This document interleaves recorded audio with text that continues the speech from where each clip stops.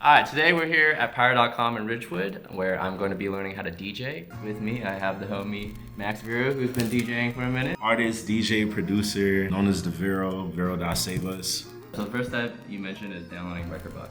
Facts, okay. Bro. What is Rekordbox? It's a library where you handle your files, you make sure everything's on beat for the BPM, set up your cues and loops through Rekordbox. Alright, understood. Okay, so I know I'm supposed to bring a USB, which I did. But there are no songs on this USB. Yeah, no songs. Getting songs on your flash drive, like, is there like a go-to platform that DJs use to get legally, or is it like you rip it from YouTube and then you just put it on here? I'm gonna be honest with you. The correct way, the correct answer is, you know, a lot of people go to Beatport. And that has the high quality versions to these songs. The downside to ripping songs from YouTube is when you plug it into the CDJ and shit, it could sound weird through the speakers where like the 808s aren't level and shit like that. Now, notice I said that's the correct version. The realistic version, a lot of us be ripping shit from YouTube, nigga, and still put that shit. I did that shit for like half my songs last week, man. Beatport didn't have them, so therefore I had to go to YouTube and rip that shit, bro. Stole that shit. What are you doing right now? I'm about to set the BPM range to 98 through 195. And that means that no matter how fast you set the song to, it's not gonna lose the pitch of the song. It's gonna stay there. So no matter how fast the song goes, it won't sound like Alvin and the Chipmunk. Yeah. You mentioned that moving forward, everything on the USB is good. So how come I always see DJs with their laptop? Well, sometimes that's because they want to do shit live. And they have like their own song files. They could just play it from where they have it. If a DJ has their laptop out, then that means they're probably not using the USB. Yeah. Okay. No. But today we're gonna use this USB.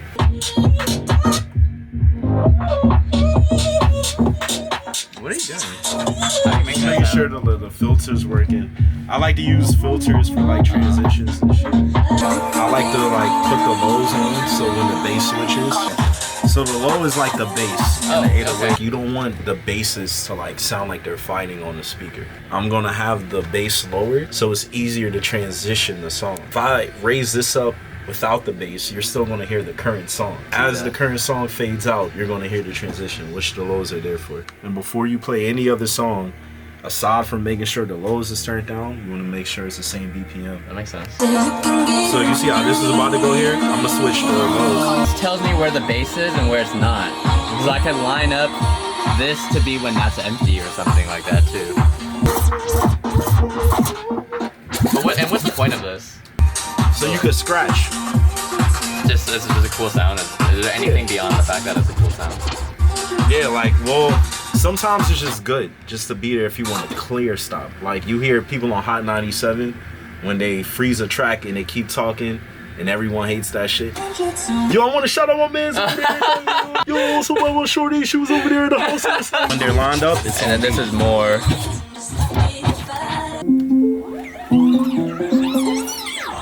Nah, you want to start it from the beginning. That way you can hear the transition. Teamwork. So alright, let me show you. When I want to transition a song, I'm going to transition it where it gets a little bit quieter.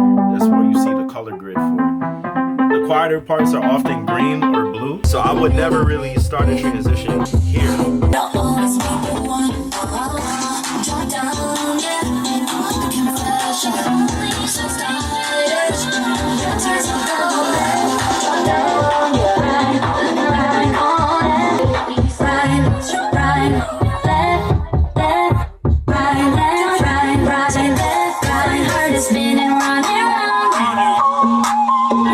It's actually good when it doesn't sound like a transition happens. That's how you know everything just flows. So what I want to accomplish right now is I want to successfully transition from one song to another song. Yeah. One song. To start from the beginning, just right here. That does not work. All right.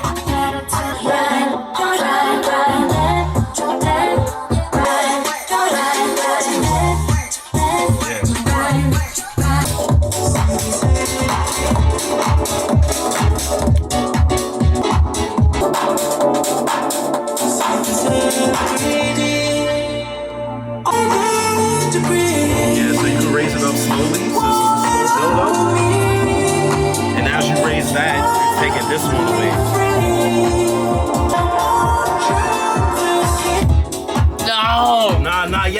coming up. So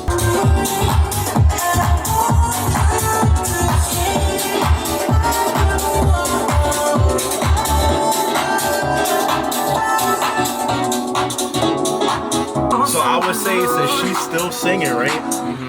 When you see the drums about to come back, that's where you should raise this track volume. Oh, because instead of this drop, I'm just gonna... Exactly. Can't go nowhere, right? So now you see that's coming up now, right? So now you should try to bring this track in. Yeah, this fast. See? Yeah. And Alright, run it back. Let's run both.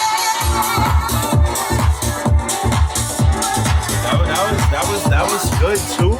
It's just, if you would have took that volume away from this one, that would have made it sound Like, kill the volume. Yeah. It's all about timing, bro. Sometimes when it's a build up, it's better to play with the volume slow.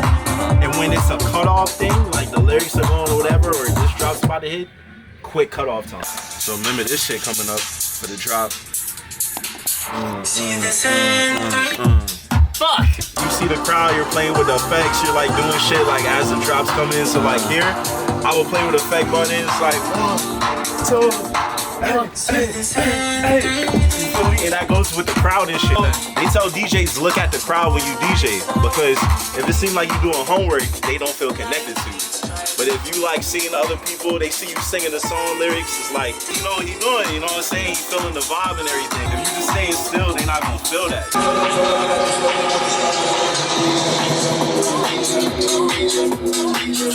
See, you took the bass away from the drop. That's what I said, just keep that shit. Run it back.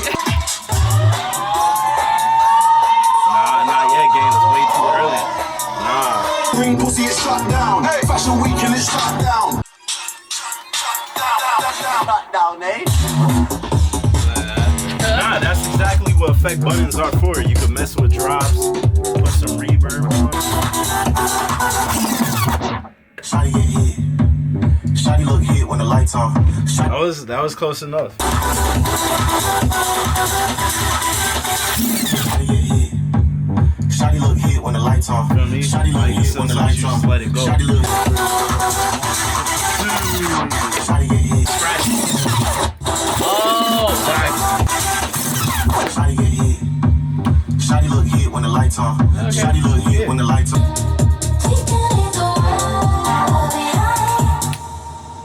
Oh, fuck. Still timing. Feel me? That was good, but you rushed it. That's what I'm saying. Just Fuck. take your time. Really? I rushed it? Yeah, just take your time, bro. So, Give your time yourself to build up. Oh, bro, you just rushed it again. This ain't in yet.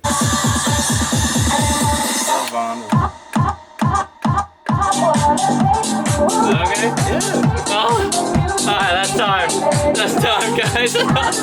Well, that was my first time DJing. Thank you, Max, for teaching me the ropes. I would say my main takeaway was all about the transitions and all about the timing of the transition. I was definitely rushing those a lot. Kind of nervous about gotta get it on time. The calmer you are, better your transitions are gonna be, and as long as you having fun behind there, they're gonna have fun and they're gonna feel you. Just keep practicing. Even when I have sessions at Pirate, I'll invite you to come. Oh, that'd be you know dope. what I mean? I'm realizing I kind of want to plan ahead, almost like my set list ahead of time. Yeah, like the yeah. specific songs. Yeah. And the transition. To make sure everything flow or complement each other well. Some points, hopefully before the end of the year, to at least play a set. It could just be for some friends at a house party. But that's it for this one.